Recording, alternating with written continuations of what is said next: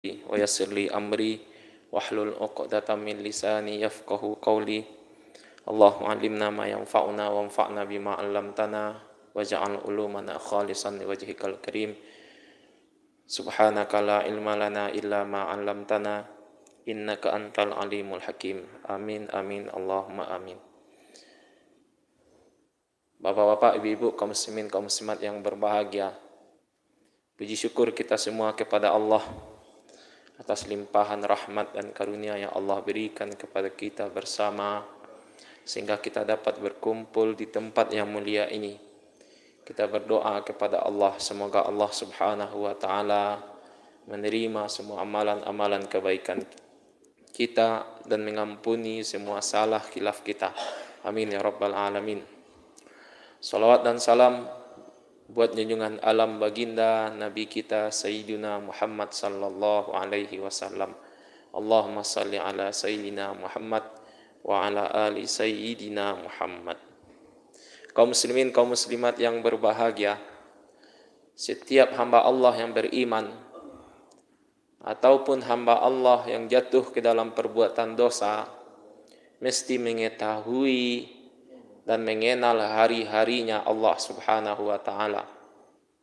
Mesti mengenal dengan musim-musim kebaikan, hari-hari yang di dalamnya Allah subhanahu wa ta'ala sediakan banyak pahala. Setiap muslim mesti mengincarnya. Wa dzakkirhum bi ayyamillah inna fi dzalika la ayatin likulli sabbarin syakur, kata Allah. Dan ingatkanlah mereka tentang hari-harinya Allah. Sesungguhnya yang demikian itu terdapat tanda-tanda bagi hamba-hambanya yang penyabar dan bersyukur kepada Allah. Maka kita berada di hari-harinya yang mulia, hari-harinya Allah subhanahu wa ta'ala.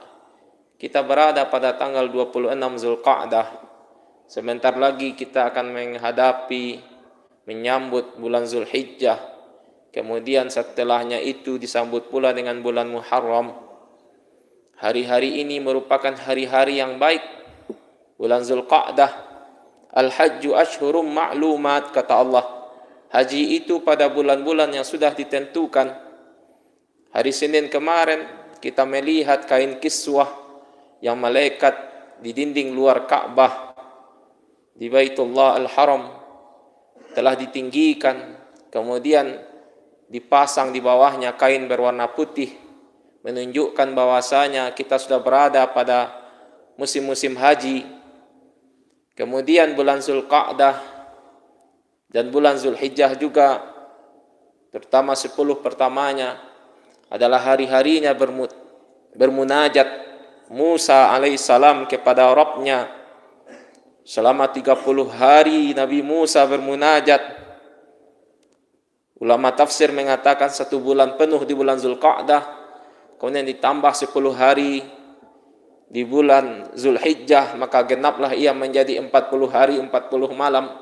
Wa wa'adna Musa 30 lailah wa atmamnaha bi 'ashrin fatamma miqatu rabbih 40 lailah. Dan ketika kami telah melakukan perjanjian dengan Musa selama 30 hari, yaitu bulan Zulqa'dah, kemudian kami menambahkan menjadi 10 hari lagi, yaitu 10 pertama di bulan Zulhijjah, maka sempurnalah ia menjadi 40 hari. Bulan Zulqa'dah merupakan satu pula dari bulan haram, begitu pula bulan Zulhijjah, begitu pula bulan Muharram, bulan yang dimuliakan, bulan yang diagungkan. Ketika Rasulullah sallallahu alaihi wasallam bersabda, "Ma min ayyamin al-amalu salihu fihin ahabbu ilallah min hadhil ayyam," yakni ayyamul ashr. Tidak ada hari-hari yang paling dicintai oleh Allah subhanahu wa ta'ala beramal soleh di dalamnya, melainkan pada hari-hari 10 pertama di bulan Zulhijjah. Qalu walal jihad fi sabilillah, ya Rasulullah. Bertanya salah seorang, bagaimana dengan jihad wahai Rasulullah? Kemudian Rasulullah mengatakan walal jihad fi sabilillah. Orang beramal di 10 pertama di bulan Zulhijjah bisa mengalahkan pahala jihad, kecuali illa rajulun kharaja min nafsihi wa malihi falam yarji' dzalika minhu bi syai', Kecuali orang tadi berangkat menuju medan peperangan, kemudian ia hanya tinggal nama. Ia mensyahid di jalan Allah Subhanahu wa Ta'ala. Kita berada di hari-hari ini. Kita berada di hari-hari yang paling indah. Kenapa seorang Muslim mesti mengenalnya, mesti mengetahuinya? Bagi orang-orang yang beriman, dia akan mengejar dengan banyak pahala. Bagi para pendosa, dia akan kembali di jalan Allah Subhanahu wa Ta'ala di hari yang terbaik dan di waktu yang terbaik. Manusia ini ada dua. Kelompok pertama, ketika engkau menasihatinya, engkau mengingatkannya ke jalan Allah, dia tidak mau mendengarkan. Telinganya ia tutup, hatinya dia kunci. Orang-orang yang seperti ini jauh dari rahmat Allah Subhanahu wa Ta'ala. Orang-orang seperti ini ketika mereka berbuat dosa, mereka tidak merasakan sedikit pun rasa salah, tetapi malahan mereka menyombongkan diri dan mencari berbagai alasan.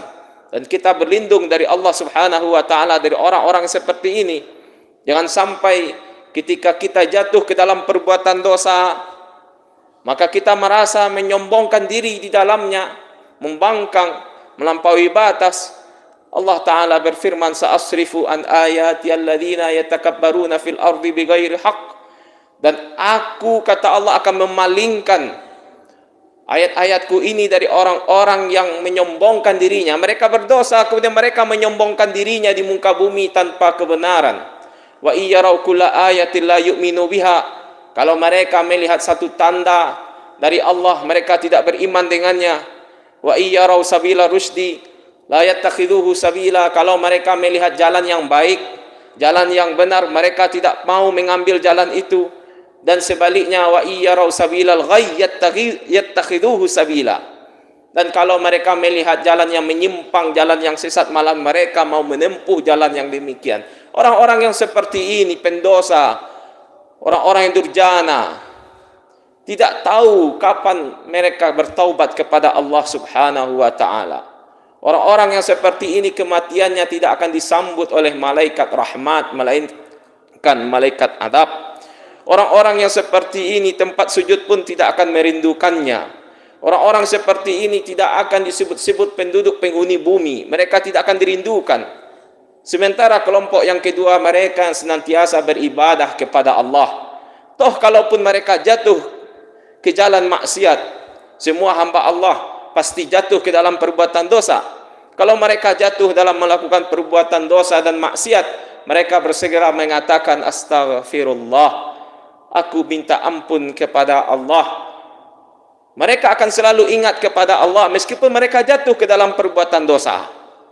Mereka ingat kepada Allah. Mereka sadar bahwasanya mereka akan kembali kepada Allah Subhanahu wa Ta'ala.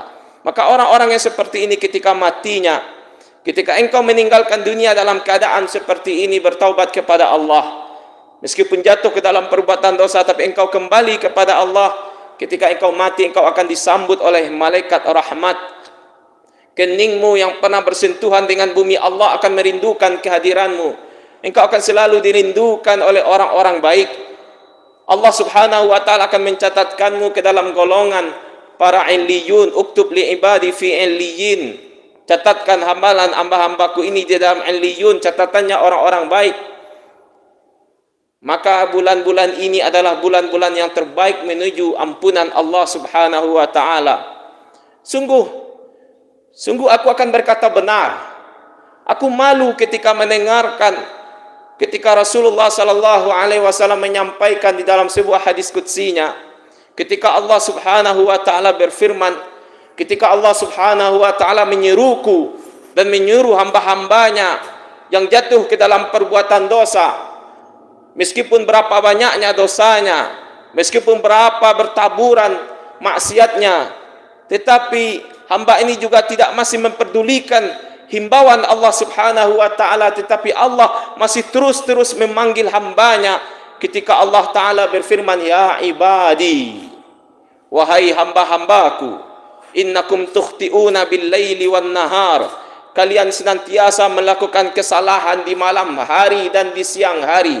Wa ana aghfiru dzunuba jami'a, dan aku akan mengampuni semua dosa-dosa. fastaghfiruni, maka minta ampunlah kalian semua kepadaku, aghfir lakum, aku akan mengampuni semua dosa-dosa kalian.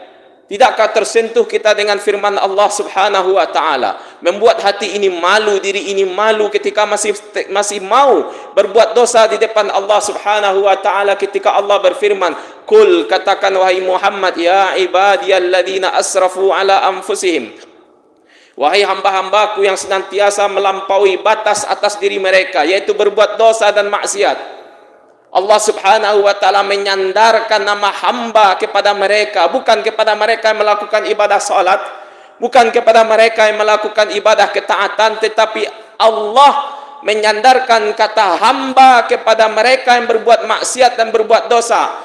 Apa kata Allah? La taqnatu min rahmatillah, jangan pernah kalian berputus asa dari rahmat Allah. Innallaha yaghfiru dzunuba jami'a, sesungguhnya Allah Subhanahu wa taala mengampuni semua dosa-dosa. Allah Subhanahu wa taala mengampuni semua dosa-dosa. Tidakkah sampai kepada kita sebuah kabar sebagaimana yang diriwayatkan oleh Imam Muslim, ketika seorang perempuan dari Bani Juhainah mengandung karena berbuat zina, kemudian mendatangi Rasulullah, "Ya Rasulullah, aku telah berbuat zina, dirikan kepadaku hukuman." Kemudian Rasulullah mengatakan, berpesan kepada ahli warisnya, kepada walinya. Rasulullah mengatakan, jaga perempuan ini sampai dia melahirkan. Kalau telah selesai, datangkan ia kembali di depanku. Setelah walinya melaksanakan pesan Rasulullah, didatangkan perempuan itu di hadapan Rasulullah. Kemudian perempuan tadi meminta hukuman dilaksanakan. Kemudian Rasulullah sallallahu alaihi wasallam mempersiapkan hukuman untuknya. Dia dirajam sampai dia mati. Ketika telah selesai, Rasulullah menyuruh untuk mengurusi jenazahnya. Kemudian Rasulullah ikut serta ingin menyolatkannya. Datang Umar bin Khattab, "Ya Rasulullah, wahai Rasulullah, ya Nabi Allah, wahai Nabi Allah, as-sallaita anha wa hiya zaniyah, apakah engkau menyolatkannya sementara dia adalah seorang wanita pezina?" Kemudian Rasulullah mengabarkan, "Laqad tabat taubah," dia telah melakukan taubat dengan sebenar-benar taubat. "Lau qusimat baina sab'ina min ahli Madinah lawasi'athum," andai kata taubat mereka, taubat perempuan ini diberikan kepada 70 orang Madinah yang berbuat dosa, niscaya akan menghapus segala dosa-dosa orang 70 penduduk Madinah ini. Begitu sayangnya Rasul, begitu sayangnya Allah, begitu sayangnya Rasulullah kepada para pendosa. Tetapi kalau mereka kembali ke jalan Allah Subhanahu wa taala, bukankah telah sampai kepada kita sebuah kabar dalam hadis riwayat Al-Bukhari dan Muslim dari sahabat Abu Sa'id, Sa'ad bin Malik bin Sinan Al-Khudri, ketika Rasulullah menceritakan tentang seorang lelaki dari Bani Israel telah membunuh 99 nyawa. Kemudian ketika ingin kembali kepada Allah, dia ingin bertanya, siapa yang bisa memberikan kepada aku pengajaran yang baik? Kemudian ditunjukkan kepada dia seorang rahib pendeta Bani Israel. Kemudian dia bertanya, "Fahallau min taubah?" apakah dia bisa bertaubat? Kemudian rahib tadi mengatakan, "Tidak, karena engkau telah membunuh 99 orang." Kemudian ia membunuh pendeta tadi, lengkap menjadi 100 nyawa tanpa hak mereka ia bunuh.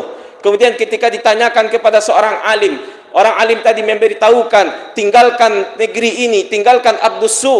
Ini adalah negeri yang buruk, kampung yang buruk, kampung yang senantiasa mengajakmu berbuat buruk. Pergi ke tempat yang baik, yang di sana mereka menyembah Allah. Maka pergilah lelaki ini, ja'a ta'iban muqbilan biqalbihi ila Allah Ta'ala. Dia menghadap kepada Allah dalam keadaan bertaubat, ingin berubah kepada Allah Subhanahu wa taala, ingin berhijrah.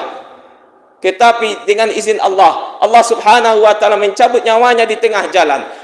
Fakhtasama, maka bersengketalah dua malaikat azab dan malaikat rahmat. Malaikat azab mengatakan, "Berikan ruhnya kepada aku akan membawanya ke dalam sijin, aku akan membawanya ke dalam catatan-catatan orang yang berbuat buruk." Tetapi apa kata malaikat rahmah? "Berikan ruhnya kepada aku." Datang Allah Subhanahu wa taala mengutus seorang malaikat dalam wujud manusia, "Qaisu bainal ardain," timbanglah, ukurlah jarak antara dua tempat ini, mana yang paling dekat, maka ambillah ruhnya dengan izin Allah, karena ia bertaubat kepada Allah meskipun lam yasjud lillah, lam yasjud illallah sajdatan wahidah, meskipun ia tak pernah sujud kepada Allah sekalipun, tetapi dengan hatinya dia kembali kepada Allah, benar-benar berharap yakin akan ampunan Allah Subhanahu wa taala, maka Allah Subhanahu wa taala mentakdirkan ia menjadi ahlul khair, menjadi orang baik. Allah Subhanahu wa taala menjadikan ia menjadi kelompok orang-orang yang bertaubat kepada Allah Subhanahu wa taala. Betapa sayangnya Allah, betapa rahmatnya Allah, betapa luasnya ampunan Allah Subhanahu wa taala kepada hamba-hambanya. Maka wahai kaum muslimin, jangan pernah berputus asa dari rahmat Allah. Ini adalah hari-hari baik, hari-hari bulan Zulqa'dah, hari-hari 10 pertama yang akan kita hadapi di 10 pertama di bulan Zulhijjah. Kembalilah kepada Allah. Kapan lagi waktu yang kita cari ketika Allah sudah menyediakan hari-hari yang berlipat ganda kebaikan di dalamnya. Terima kasih atas perhatian. Mohon maaf atas segala kekurangan. Assalamualaikum warahmatullahi wabarakatuh. الله أكبر الله أكبر أشهد أن لا إله إلا الله أشهد أن محمدا رسول الله حي على الصلاة حي على